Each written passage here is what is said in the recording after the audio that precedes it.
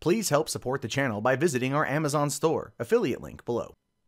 Hey, what's going on, everybody? My name is Matt Jarbo. This is the Mundane Matt channel, and this particular story is interesting for a couple of reasons. One, it definitely showcases that right-wing social justice warriors exist, which I find to be funny because a lot of us have known this for quite some time, but there are those, especially a few in my audience, that will very much deny that you can't ever label someone on the right as a social justice warrior because that term is only relegated for the left. No, it's not. The right-wing SJW or right-wing snowflake, the idea there is from the horseshoe theory. All right, it's just putting a name to it without bringing up the horseshoe theory. Anyway, it's like I said, this should bring some interesting responses, but I do ask that people wait till you get to the end of the video and the end of my commentary before fervently hitting that dislike button because I called out right-wing SJWs. That's all I ask. Anyway, let's continue. So the article title here, Superman saved undocumented workers from a racist and conservative media is mad about it. Both of those are accurate. They're both accurate, but it's not as cut and dry as I think this article and the right-wing media's coverage of it is out to be. So it says here that the latest Action Comics number 987 contains a scalding scene. A white supremacist fed up with the company that just laid him off decides to load up his machine gun and kill the undocumented workers he believes took his job. Luckily, in the nick of time, Superman arrives to shield the would-be victims from a storm of bullets, saying, "Stop this!" Ah! You know, Superman taking the shots and stuff. My favorite, though, are the two bullets that are ricocheting off the arm. It's like, that's just really solid reflexes, Soup. So, you know, hey, good for you.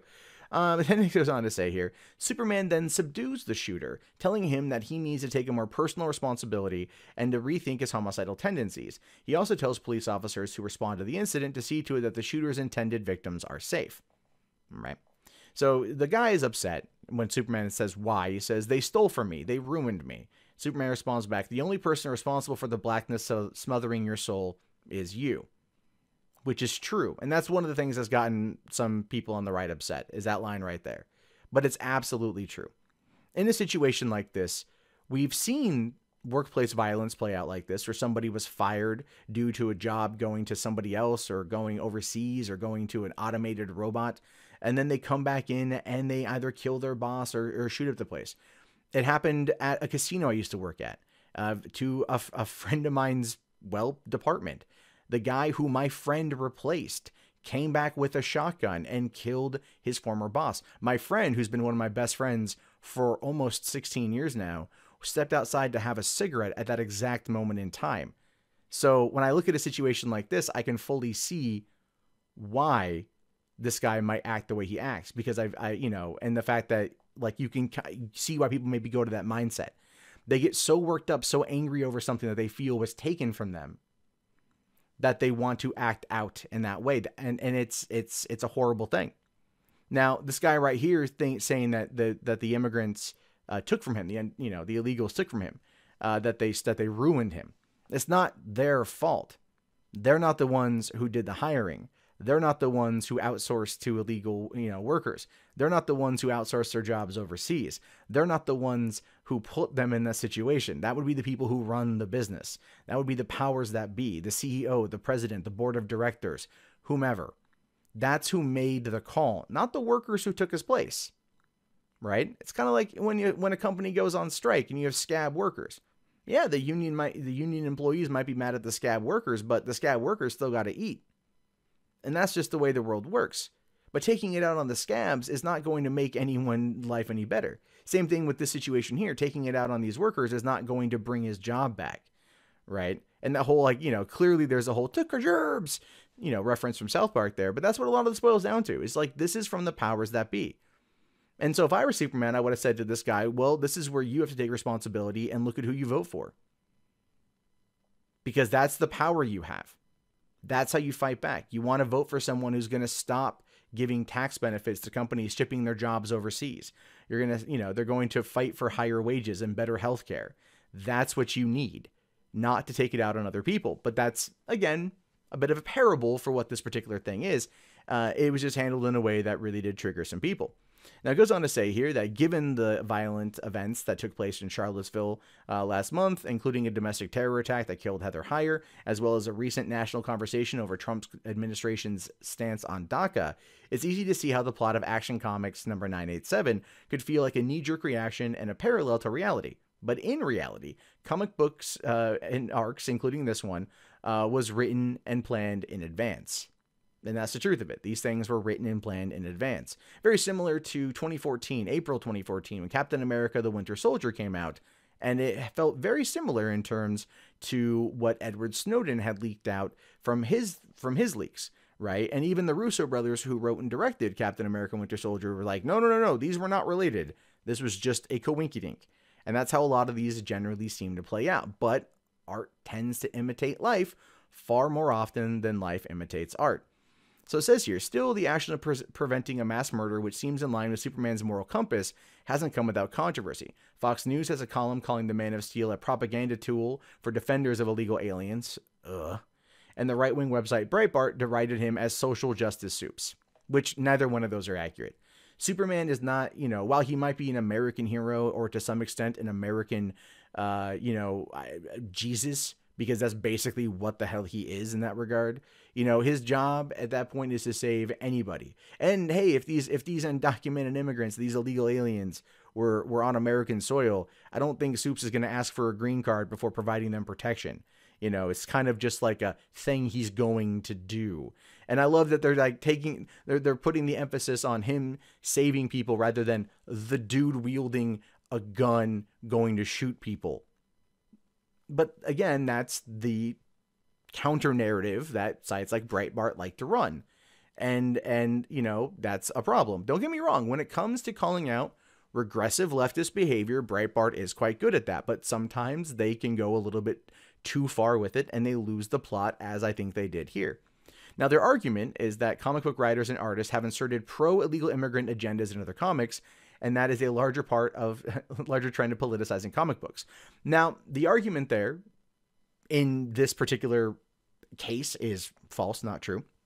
But we've seen other things happen in other comic book lines, like from Marvel, for example, with Brian Michael Bendis writing the new X-Men or whatever when they were younger and they went into the future, and then all of a sudden Iceman became gay, and it was all after Jean Grey essentially was kind of imprinting that on him at the time. And so they've done other things like that, other things that felt more social justice-y in how they were presented. This isn't one of those situations, though. All right. Yeah. Like, these undocumented workers and Superman telling police, make sure they get the care that they're needed. It's probably one of the things that's angering them. Well, why did he call ICE to get him out of there? Well, for one, that ain't Superman's job. And who's to say that they didn't call ICE after he left? We don't know. We have no idea. The story follows Superman. He saved these people. He's like, hey, make sure they get taken care of. And they're like, all right, cool, Soups. And he's like, all right, I'm out. Peace. And then they're like, well, he's gone now. All right, everyone, in the van. When we're taking you to the catapult, we're launching you back over into your country. Don't worry, parachutes are included. I mean, we don't know. So, but there are a couple things to note about the issue.